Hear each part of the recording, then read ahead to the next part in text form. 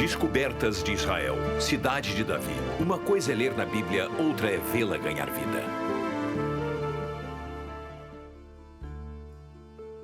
Jerusalém, cidade de paz. Um lugar sagrado para 3 religiões do mundo, gravado para sempre nos corações e mentes das pessoas. Como disse o salmista, se eu me esquecer de ti, Jerusalém, que seque a minha mão direita.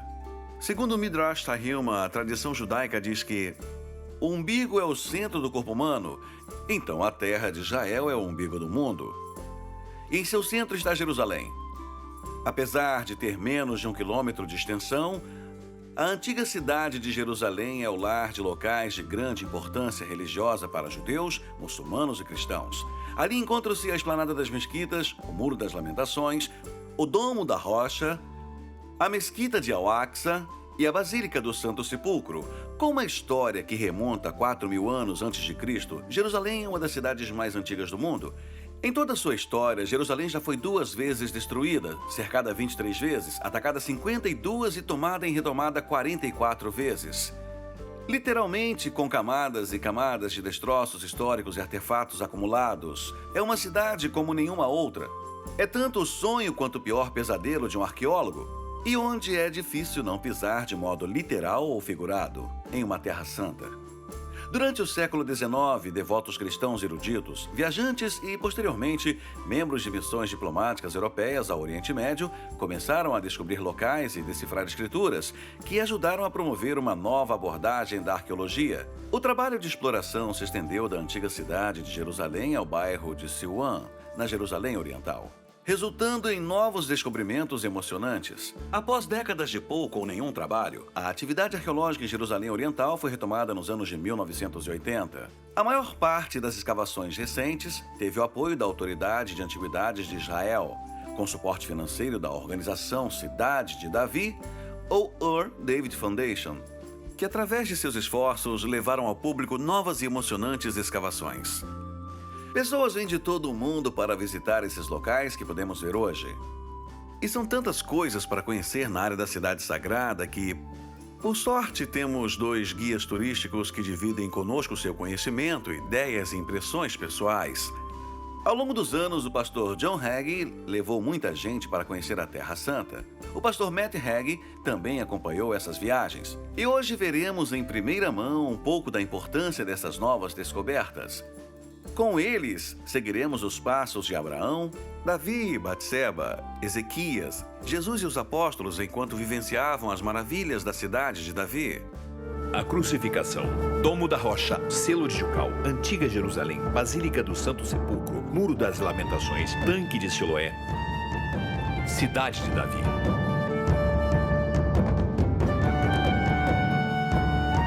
Jerusalém.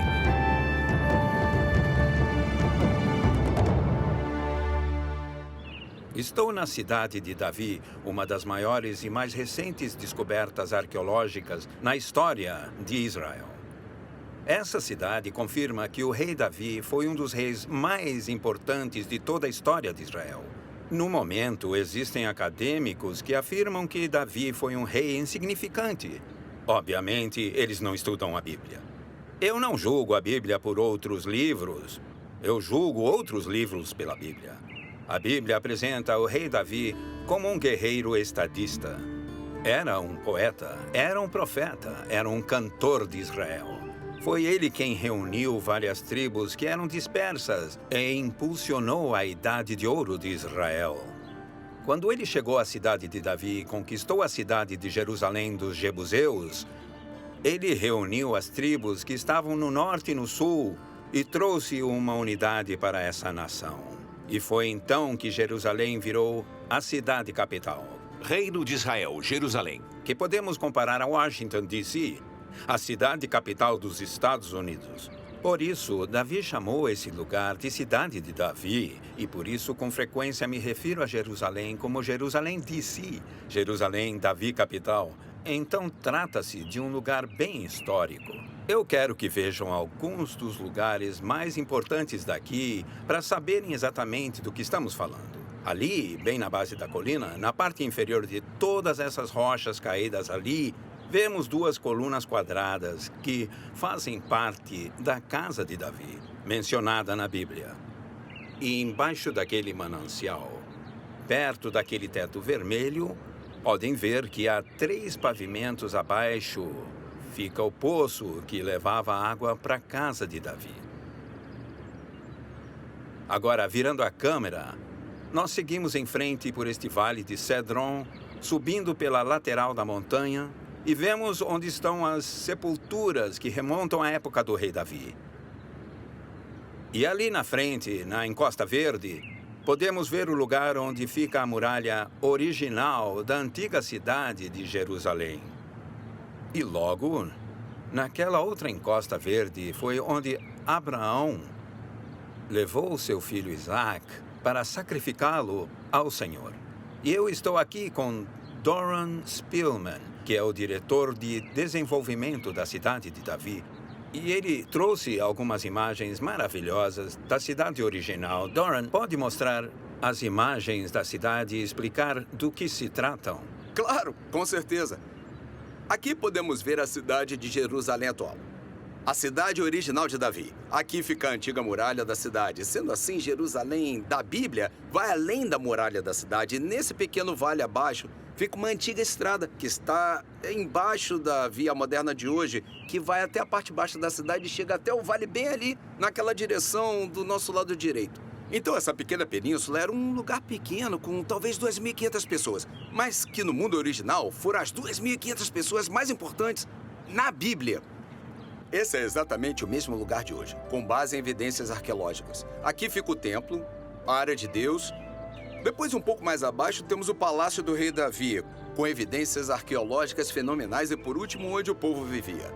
Agora, como sabemos se tudo isso é verdade? Como sabemos, a Bíblia diz que o rei Davi escalou o canal, a fonte de água, que era a abertura do poço subterrâneo, abaixo de nós, conhecido como Poço de Warren. Encontramos esse canal, o lugar em que Davi e Joabe entraram e, secretamente, percorreram os subterrâneos até chegarem ao centro da cidade e derrotaram os jebuseus para então nomear essa a capital de Israel, Jerusalém.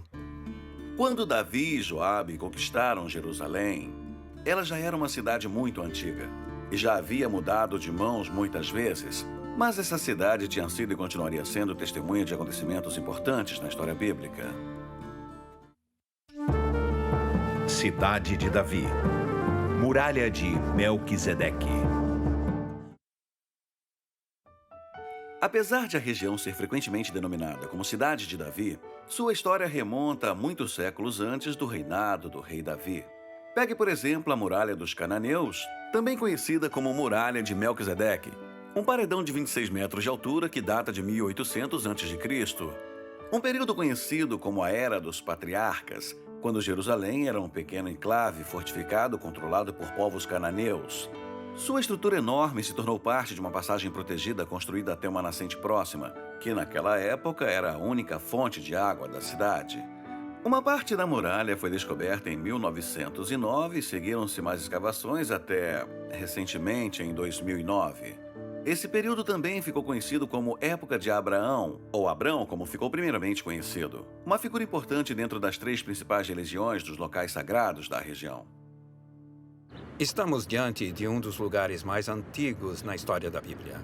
Se observar as rochas, aquelas grandes e irregulares, logo depois daquela depressão ou parapeito ali, aquela é a muralha que Melquisedeque construiu. Aquela é a muralha onde Abraão pagou o dízimo a Melquisedeque. A história que leva Abraão até ali conta que ele tinha acabado de voltar da primeira operação militar, registrada nas Escrituras ou na Bíblia, quando ele foi resgatar Ló e seus familiares com mais de 300 dos seus servos. Abrão, tendo ouvido que Ló, seu parente, ficaria prisioneiro, escolheu 318 dos seus melhores e mais corajosos servos nascidos em sua casa e foi ao alcance dos reis até Dan. Ali, dividindo a sua tropa para atacá-los de noite com seus servos, desbaratou-os e perseguiu-os até Roba, que se encontra ao norte de Damasco. Abrão recobrou todos os bens saqueados e reconduziu também Ló, seu parente, com seus bens, assim como as mulheres e os homens. E quando Abraão voltava da batalha, encontrou Melquisedeque bem ali e pagou o dízimo a ele. Melquisedeque é um nome que significa o Rei da Justiça. Então Melquisedeque, rei de Salém, sacerdote do Deus Altíssimo, mandou trazer o pão e o vinho. E abençoou Abraão, dizendo: Bendito seja Abraão, pelo Deus Altíssimo, que criou o céu e a terra. Bendito seja o Deus Altíssimo, que entregou os teus inimigos em tuas mãos. E Abrão deu-lhe o dízimo de tudo. Esse também é o lugar onde Abraão teria andado descendo o paredão a caminho do topo do Monte Moriá para sacrificar seu filho Isaque ao Senhor. Esse é um dos lugares históricos sagrados de maior importância do planeta Terra. Ali foi onde Abraão, o pai de todos aqueles que creem, esteve em pessoa. O sacrifício de Abraão, no capítulo 22 de Gênesis, é uma história poderosa. Depois disso, Deus provou a Abraão e disse-lhe: Abraão, toma teu filho, teu único filho a quem tanto amas, Isaque, e vai à terra de Moriá, onde tu o oferecerás em holocausto sobre um dos montes que eu te indicar. No dia seguinte, pela manhã, Abraão selou o seu jumento e partiu para o lugar que Deus tinha indicado. Então Abraão edificou um altar, colocou nele a lenha e amarrou Isaque, seu filho, e o pôs sobre o altar em cima da lenha. Depois, estendendo a mão, tomou a faca para imolar o filho. O anjo do Senhor, porém, gritou-lhe do céu: Não estendas a tua mão contra o menino. Agora eu sei que temes a Deus, pois não me recusaste teu próprio filho. Pela segunda vez chamou o anjo do Senhor. Juro por mim mesmo, diz o Senhor, pois que fizeste isto, eu te abençoarei. Multiplicarei a tua posteridade como as estrelas do céu e como a areia na praia do mar. Como está escrito na Bíblia, os descendentes de Abraão foram numerosos e séculos depois, um desses descendentes voltaria para conquistar essa região, o rei Davi. Quando criança, Davi foi bem instruído sobre a história do seu povo. Ele conhecia a história de Abraão e Isaque e o significado daquela região especial. Foi uma das várias razões que fez com que Davi decidisse retomar Jerusalém dos jebuseus e torná-la a capital do seu reino. Então, o rei Davi se tornou um parâmetro de comparação para todos os futuros monarcas de Israel. Apesar da região estar situada sobre uma cadeia montanhosa estreita, a cidade tinha livre acesso à água da fonte de Gião, embaixo do vale de Cedron. E os vales dos três lados da cordilheira formavam uma defesa natural. Por outro lado, a cidade não tinha sido reivindicada por nenhuma das tribos de Israel. Sendo assim, não havia perigo de uma guerra civil. O fato de Jerusalém já estar habitada e bem preparada com uma defesa militar não foi problema para o rei Davi. Ele e seus comandantes militares acharam uma entrada para a cidade invencível, um canal de água através do qual os soldados de Davi subiram e fizeram um ataque surpresa. Foi Davi que veio a esse lugar e tomou a cidade dos jebuseus. Está escrito na palavra de Deus e diz: partiu o rei com seus homens para Jerusalém contra os jebuseus. Partiu o rei, capítulo 5, versículo 6, que diz mais: e os jebuseus disseram a Davi: ouçam essa ameaça. Você não entrará aqui. Até os cegos e os aleijados podem se defender de você. Eles achavam que Davi não conseguiria entrar. Arqueólogos descobriram que os jebuseus amarraram um homem cego no parapeito da cidade e penduraram uma placa no pescoço dele que dizia: se vieres aqui, ficarás cego e coxo pelo resto da tua vida. Em outras palavras, aquilo não passava de uma maldição de feitiçaria jogada em qualquer pessoa que ousasse atacar a cidade de Jerusalém que os jebuseus controlavam. Mas quando o rei Davi e seus homens chegaram aqui, invadiram a cidade através do que a Bíblia chama de poço. Mesmo assim, Davi tomou a fortaleza de Sião, que é a cidade de Davi. Então, Davi dissera naquele dia: prestem atenção, quem quiser abater os jebuseus, siga o canal para atingir esses cegos e coxos inimigos de Davi, com toda a sua alma, será chefe e capitão. De onde vem o ditado: nem cego nem coxo entrarão na casa.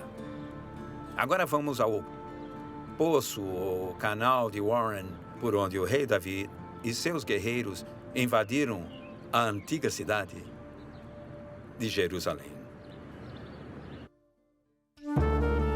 Cidade de Davi. Poço de Warren. Agora estamos no Poço de Warren. Isso tem 3.850 anos de antiguidade. É absolutamente, com certeza, um dos lugares mais famosos do Antigo Testamento e da Palavra de Deus. Foi aqui que Davi e seus homens de coragem entraram e, através de uma missão oficial israelense, conquistaram a cidade de Jerusalém dos Jebuseus. Estou aqui com Doron Spillman, que vai nos contar quem era o Sr. Warren e como ele conseguiu descobrir esse poço que, certamente, Abraão conheceu, Davi conheceu e Batseba conheceu. Todo mundo que viveu na época de Davi teve que andar por essa via principal para conseguir água para viver. Como o Sr. Warren descobriu isso? Charles Warren foi enviado pela rainha da Inglaterra na exploração da Palestina para encontrar os tesouros de Salomão. Então ele foi procurar dentro das antigas muralhas da cidade. Um dia ele escreveu em seu diário que estava se afastando. E um grupo de crianças, ao ver um explorador britânico, correu até ele e ofereceu água. Elas o levaram à fonte, pegaram a água do canal e, enquanto bebia, viu na parte de trás uma abertura na rocha.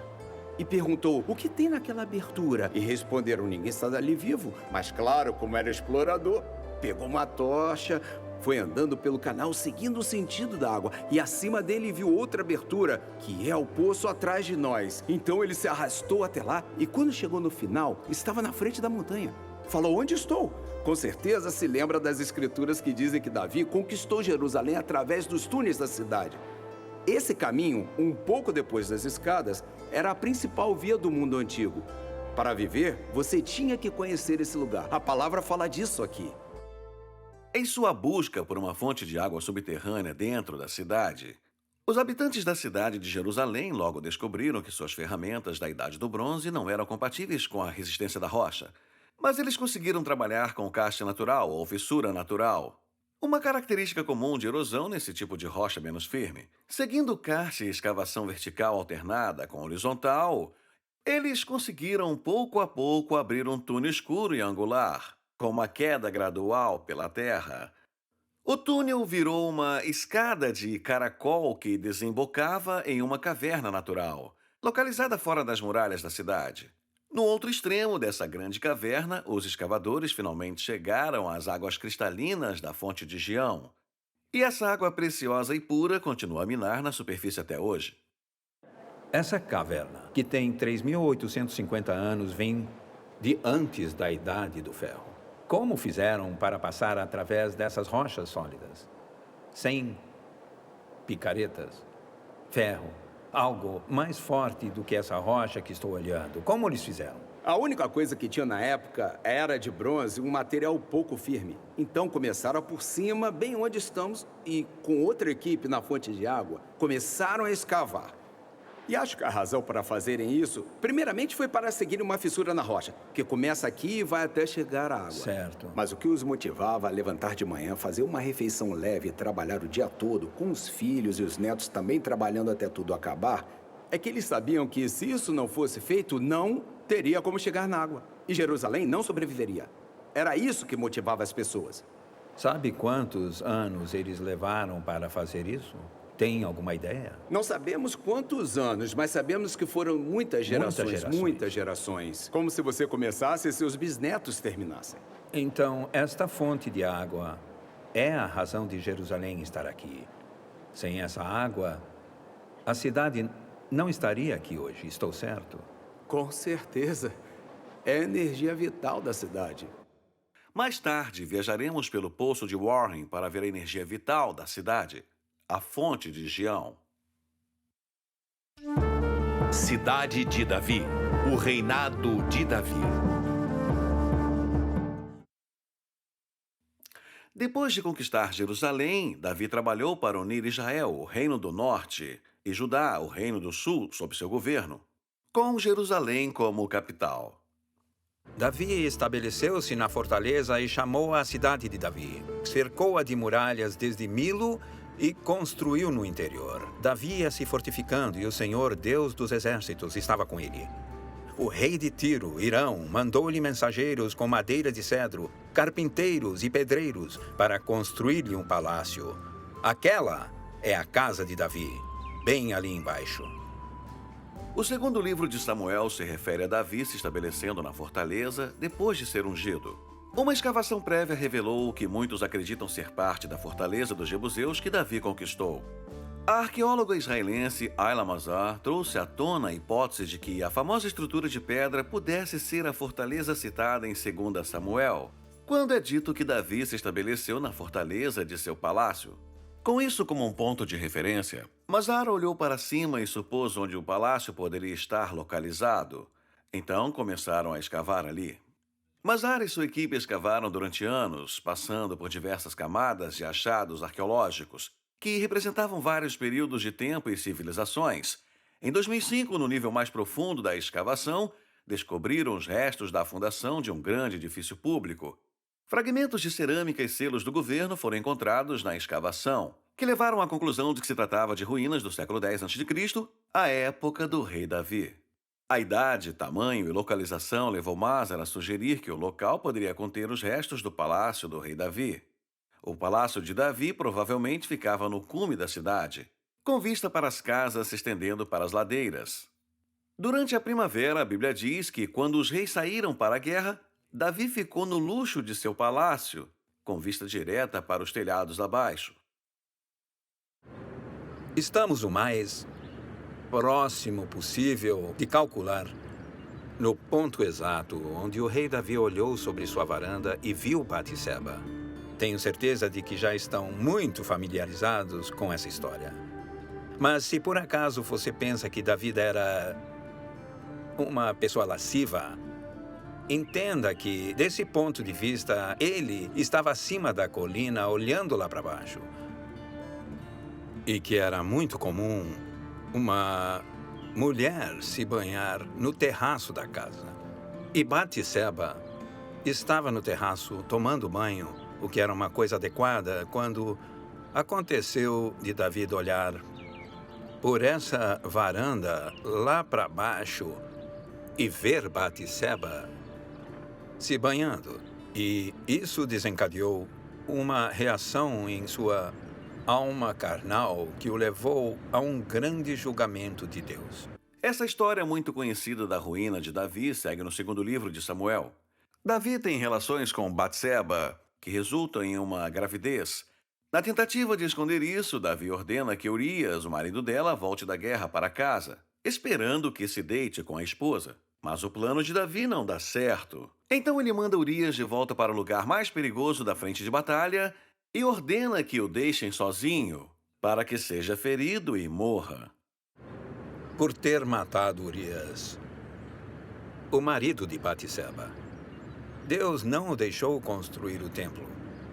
A Bíblia diz que ele era um homem sanguinário, mas não sanguinário por causa dos milhares de filisteus que tinha matado para defender Israel. Ele foi considerado sanguinário porque tirou a vida de uma pessoa inocente. Então, Deus deu a Salomão a chance de construir o templo por causa do pecado de Davi. Davi foi o maior dos reis na história de Israel, mas também foi um homem de muitos defeitos. Deus o usou poderosamente, mas nesse momento de sua vida, ele parou e tomou uma decisão. Foi ele que mandou chamar Batseba. Batseba foi até ele porque ele era o rei, porque ele era a autoridade espiritual. Então Deus lançou todo o seu juízo ou julgamento sobre o rei Davi. Ao saber da morte de seu marido, a mulher de Urias chorou por ele. Passado o luto, Davi mandou buscá-la e recolheu-a em sua casa. Ela se tornou sua mulher e lhe deu um filho. Mas o procedimento de Davi desagradara ao Senhor. Davi e Batseba tiveram vários outros filhos. O reinado de Davi sobre Israel continuou por mais 3 décadas. Com o passar dos anos, Davi se remoía com a questão de qual dos filhos ia sucedê-lo como rei. Mas Batseba, por outro lado, era bem clara sobre seu preferido. Estamos no primeiro andar do Palácio de Davi. Estas cisternas do Senhor, que são possíveis ver à minha esquerda, detêm milhares de litros de água. E podemos afirmar com certeza que eram um dos lugares onde Davi vinha se banhar. Vinha para pegar água potável. Esse foi o lugar onde Batseba suplicou a Davi para ungir Salomão como rei de toda Israel. As súplicas de Batseba, no fim, deram certo, como veremos a seguir no próximo local que visitaremos.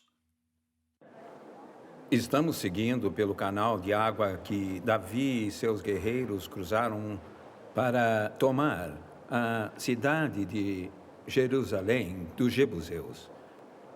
A grande importância desse local é que, na Bíblia, Davi diz claramente que, quando seu filho Salomão estivesse pronto para ser ungido como rei, isso deveria ser feito aqui.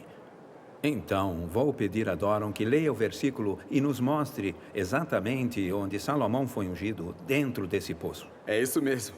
Quando entramos nesse lugar, não sabíamos o que íamos ver. Achamos um grande poço coberto por uma pedra. Tiramos a pedra e vimos que a fonte de Gião fluía embaixo. Procuramos o único lugar em que aprendemos a origem das coisas na Bíblia. Ela é nosso guia da cidade de Davi. Então abrimos a Bíblia e vimos no livro de Reis, no primeiro livro de Reis, que diz que antes do rei Davi morrer, ele disse: tomai convosco os servos do vosso amo, fazei montar na minha mula o meu filho Salomão e levai-o a Gião. Então eles ungiram o rei Salomão e gritaram: viva o rei Salomão! Aqui temos uma projeção bem atrás de nós, exatamente sobre o manancial da fonte de Gião. Podemos imaginar Salomão aqui com seus 12 anos, o óleo da unção escorrendo por seu cabelo, se misturando à água da fonte de Gião. E enquanto isso, Adonias, irmão do rei Salomão, tentava usurpar o trono, a algumas centenas de metros daqui. Quando as pessoas gritaram, viva o rei Salomão, ele ouviu as vozes. E diz a Bíblia, e é o que faz ele saber que Davi tinha escolhido Salomão para ser o rei do povo judeu. E começaram as disputas familiares. Isso mesmo. É realmente um dos lugares mais históricos do Antigo Testamento. Este poço deve ser um dos descobrimentos geográficos de maior importância da história de Israel, já que confirma o reinado do rei Davi e confirma todos os personagens importantes de Abraão a Melquisedeque, do rei Davi a Salomão e de tudo o que Jerusalém se transformou e que, segundo a Bíblia, é o centro do universo. Isso é o que a palavra de Deus diz, que Jerusalém é a cidade de Deus. Não existe outra cidade no mundo como essa, porque a Bíblia diz que Deus habita aqui. Cidade de Davi, o túnel de Ezequias. No centro do universo de Jerusalém ficava a fonte de Gião. A nascente foi uma fonte de água crucial para a cidade de Jerusalém ao longo da sua história. Mas na chegada do século 8 a.C., essa fonte também se destacava profundamente nos planos de outro rei. Essa é uma fonte extremamente importante na história de Israel. Esta nascente foi uma arma de guerra que aconteceu durante o reinado do rei Ezequias. Quando Ezequias herdou o trono de seu pai, o reino de Judá era um estado vassalo sob o controle do poderoso Império Assírio. Com seu novo rei Senaqueribe procurando estender ainda mais o seu domínio, Ezequias sabia que aconteceria uma guerra, então começou a se preparar. Como a fonte de Gião estava localizada fora das muralhas da cidade, a primeira estratégia do rei Ezequias foi negar aos inimigos o acesso à água. Mas isso foi só metade do desafio. Ter a principal fonte de água, assim como o lugar onde era coletada, fora das muralhas da cidade, tornava difícil para as tropas de Ezequias defendê-la dos assírios. Então, o rei Ezequias determinou 2 grandes projetos de construção ao mesmo tempo. O primeiro foi a construção deste túnel. Este túnel tem quase 800 metros de comprimento e é um feito bem extraordinário. 2 grupos de homens trabalharam em lados opostos da montanha. escavando na direção do outro sem nenhum tipo de aparato de engenharia, além das vibrações que cruzavam a montanha e guiavam o grupo na direção do outro. Fonte de Gião. E esse túnel levava água da fonte de Gião até a cidade de Jerusalém. Tanque de Siloé. Porque depois o rei Ezequias reconstruiu a muralha de modo que o tanque ficasse dentro da cidade de Jerusalém. E os cidadãos de Jerusalém, quando Senaqueribe cercou a cidade, podiam ir até essa fonte e obter o quanto queriam dessa água pura, sem serem prejudicados pelo fato de não terem água. Nós vivemos mais tempo sem comida do que sem água. E a água foi uma arma de guerra e, imediatamente, ele se fortaleceu através desse recurso de água. O segundo grande projeto de Ezequias foi a construção e a expansão do tanque de Siloé para coletar a água que entrava pelo túnel. Para proteger ainda mais a água do tanque, Ezequias estendeu as fortificações da cidade de Jerusalém para incluir esse novo e importante recurso de água. Assim como no Poço de Warren, os visitantes podem fazer o percurso de aproximadamente 800 metros através do túnel da fonte de Gião ao tanque de Siloé. Dessa vez, seguimos os passos do pastor Matt Hagg, enquanto fazia seu percurso pelo túnel escuro e sinuoso. Sabemos exatamente onde as duas equipes se encontraram quando vemos a área com marcas que vão nessa direção e marcas de ferramentas que vão nessa direção. A história na Bíblia conta que os trabalhadores disseram ter visto a luz. Então eles sabiam para onde ir. Agora eu pergunto, de quem era a luz que eles viram? Será que viram a luz da equipe que trabalhava do outro lado? Ou viram a luz da glória Shekinah de Deus protegendo Israel mais uma vez? Para construir o túnel, Ezequias ordenou que duas equipes trabalhassem ao mesmo tempo, uma vindo da fonte e a outra saindo da nascente. As antigas inscrições mencionam usada nas paredes. Arqueólogos acreditam que pode ter sido um cache ou fenda na rocha que eles aumentaram, similar ao Poço de Warren. E com as ferramentas simples, as duas equipes trabalharam a rocha pelos dois lados. Um trabalho árduo, com pouca ou nenhuma luz. E quanto mais se entra no túnel, é possível notar que a altura vai gradualmente diminuindo e diminuindo. Quero que tenha uma ideia do tamanho do espaço para trabalhar que eles tinham. Eu tenho 1,80 m. Estou curvado e meus ombros estão encostando nos dois lados das paredes, centenas de metros abaixo da terra. E seguindo o caminho que os israelitas escavaram durante a época do rei Ezequias, no segundo livro dos reis e nos livros das crônicas, com o objetivo de levar água a Jerusalém. É uma façanha incrível, de séculos atrás, que nos mostra hoje que a palavra de Deus é real. Além de todo o caminho tortuoso e diferenças de altura, o piso do túnel também fica gradualmente mais baixo. Uma diferença de caída de 60 centímetros da fonte no começo do túnel até o tanque para o reservatório no fim do túnel permitia que a água fluísse naturalmente com a gravidade. Quero que vejam a pureza da água na fonte de Gião. Não é uma água suja, é pura, potável e cristalina. Exatamente o que Jesus Cristo era para a igreja do Novo Testamento. Isso é água viva, que sustenta a vida dos habitantes de Jerusalém, assim como Jesus Cristo sustenta a vida daqueles que acreditam nele.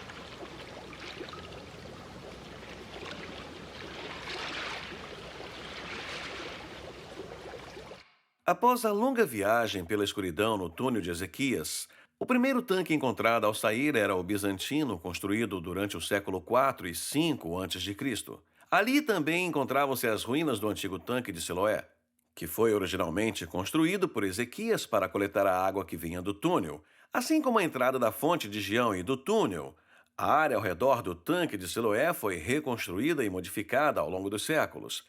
O poderoso exército assírio de Senaqueribe foi para Judá e conquistou muitas das cidades que o rei Ezequias tinha fortificado. No ano de 701 a.C., eles chegaram às muralhas de Jerusalém para sitiar a cidade. Mas o túnel, o tanque, as muralhas estavam prontas. Jerusalém estava preparada. Os demais acontecimentos do reinado de Ezequias, todas suas realizações, inclusive a construção do açude e do túnel que canalizou água para a cidade, estão escritos no livro dos registros históricos dos reis de Judá. 100 anos depois do rei Ezequias, Jerusalém foi novamente sitiada, dessa vez pelos babilônios. Cidade de Davi. Jeremias. 100 anos depois do rei Ezequias, Jerusalém foi sitiada novamente, dessa vez pelos babilônios. Em 601 a.C., em seu quarto ano de reinado, Nabucodonosor II, o rei da Babilônia, invadiu o Egito. Mas seu ataque foi repelido e sofreu grandes perdas. E, junto com a sua derrota, alguns países que deviam lealdade à Babilônia, incluindo a pequena Judá, deixaram de pagar tributo a seus mestres babilônios, tomando assim uma postura pró-Egito. Mas Nabucodonosor enfrentou a rebelião de Judá, invadindo a cidade de Jerusalém e levando o rei Joaquim com a maioria da nobreza judia para exílio na Babilônia. Entre os reféns nesta primeira deportação da Cidade Santa estava o profeta Ezequiel. Outro profeta, Jeremias, ficou para trás, correndo grande risco pessoal, e incitou Judá a se render aos babilônios. A cidade de Davi não é apenas uma área de incríveis sítios arqueológicos, mas uma variedade de artefatos foi encontrada no local, que são evidências de uma vida cotidiana de muitos séculos diferentes e civilizações, incluindo Judá nos dias de Jeremias. Uma das descobertas mais incríveis, aqui na cidade de Davi, foi o selo que confirma, além de qualquer outro argumento, a veracidade da história da Bíblia e a veracidade da palavra de Deus. Doran, fale sobre esses selos. Certo. Esse selo que foi descoberto. Para entender o selo é preciso conhecer o livro de Jeremias, capítulo 37. O livro de Jeremias, capítulo 37, fala da destruição iminente do templo. Sim. Quem governava o templo era Zedequias, descendente do rei Davi.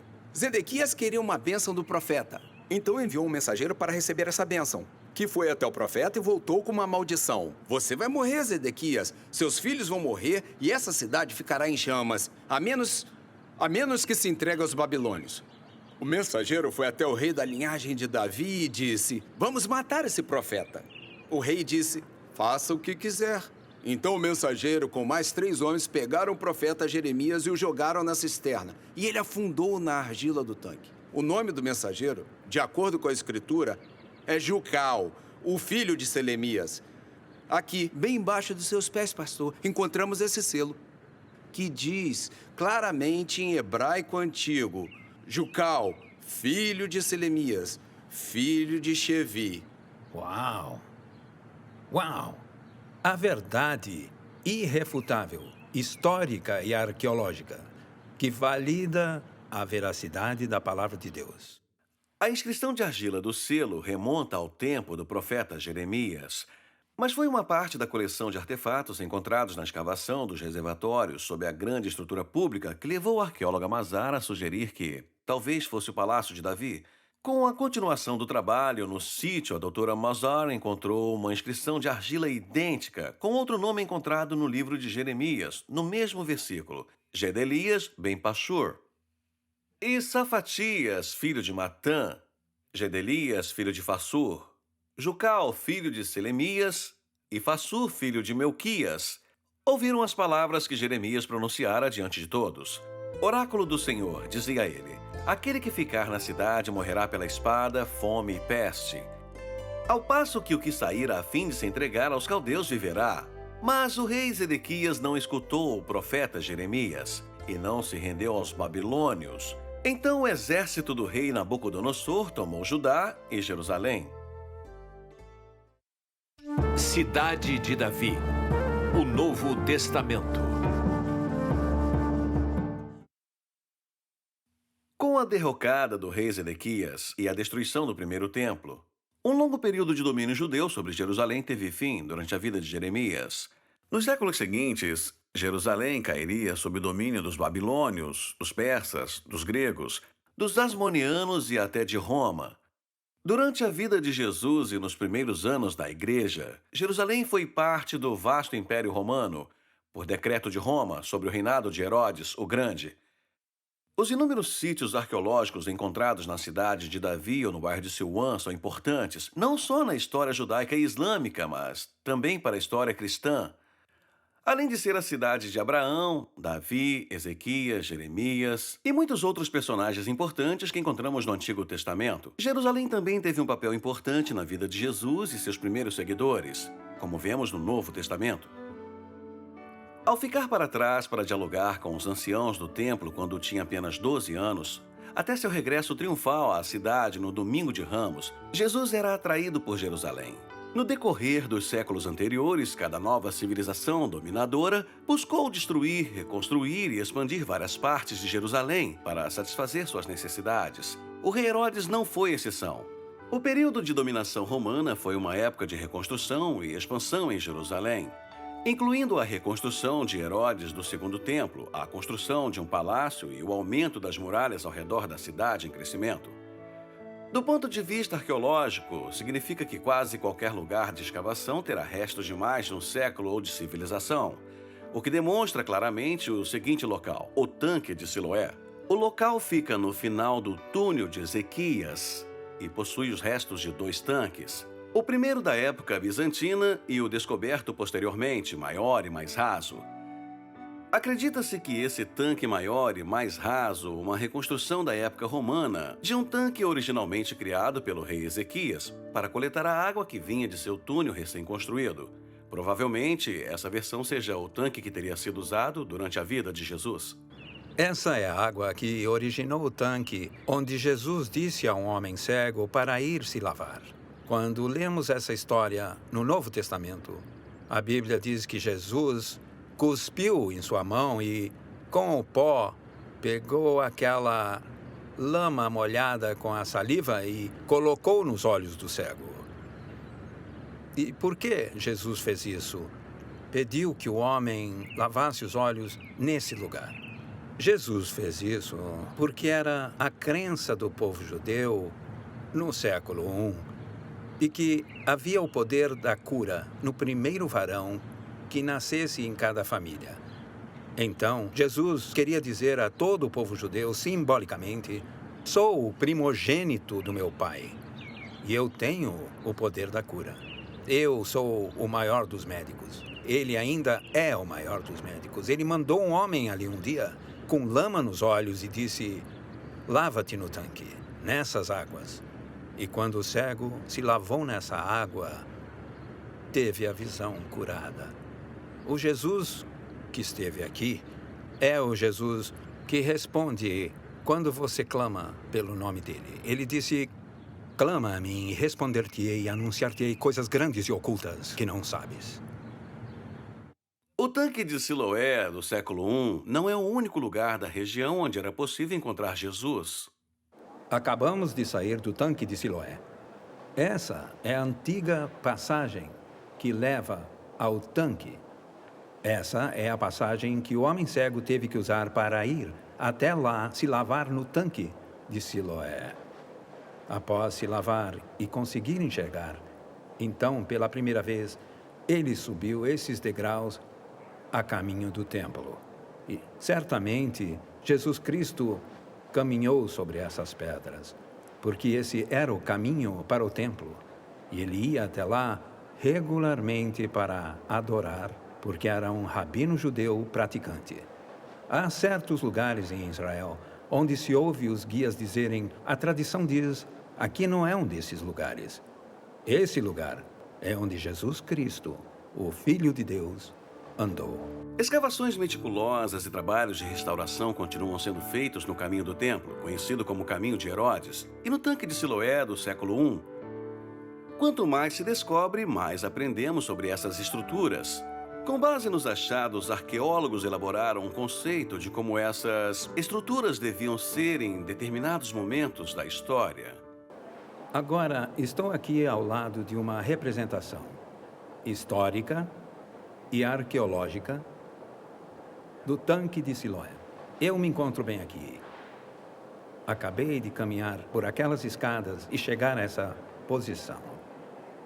Agora, pelo que nosso diretor disse, as crianças são grandes demais fisicamente, porque isso é enorme. Esses adultos têm a proporção certa. Aqui foi onde Jesus falou para o homem cego lavar os olhos. Era aqui também que as pessoas vinham para o mikvah, uma purificação com um banho em que simplesmente ajoelhavam até ficarem totalmente imersas e levantavam logo em seguida. Isso nos ajuda a entender como, no livro de Atos, batizaram 3.000 pessoas em um só dia. Se fosse como em nossa igreja, onde isso é feito com uma pessoa por vez e todos recebem a bênção do Pai, do Filho e do Espírito Santo, levaria vários dias.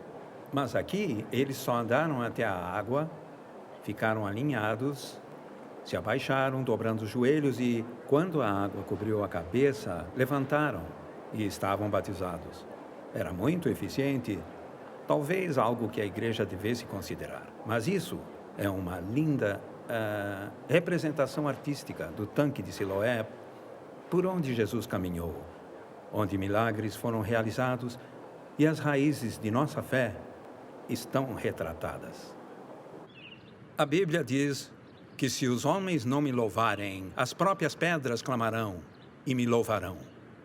Ao estudar a história bíblica, começamos com o Monte Sinai, onde Deus criou os 10 mandamentos na pedra, que continuam sendo a diretriz moral e espiritual para a humanidade.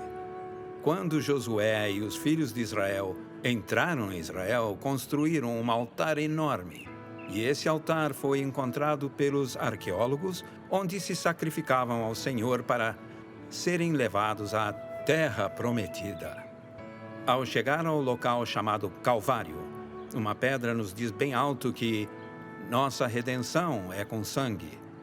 Ao chegar à rocha aberta, à sepultura, ali diz que existe vida e a vida eterna para aqueles que acreditam. As pedras continuam clamando. E nesta cidade, elas carregam a mensagem que diz que a palavra de Deus é verdade. A verdade não é o que você pensa. A verdade não é o que eu falo. A verdade é o que a palavra de Deus diz que é. Isso foi confirmado bem aqui, na cidade de Davi.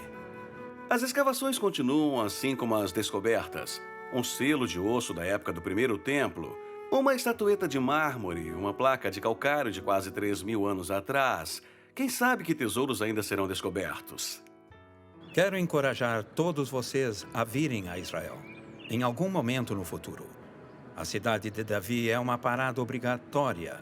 Faz 30 anos que venho a Israel e esta é uma das descobertas arqueológicas mais importantes de todas. Está sendo feita agora.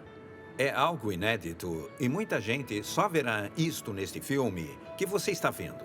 Mas para quem puder visitar no futuro, vá até a cidade de Davi. Você nunca será o mesmo. Cidade de Davi.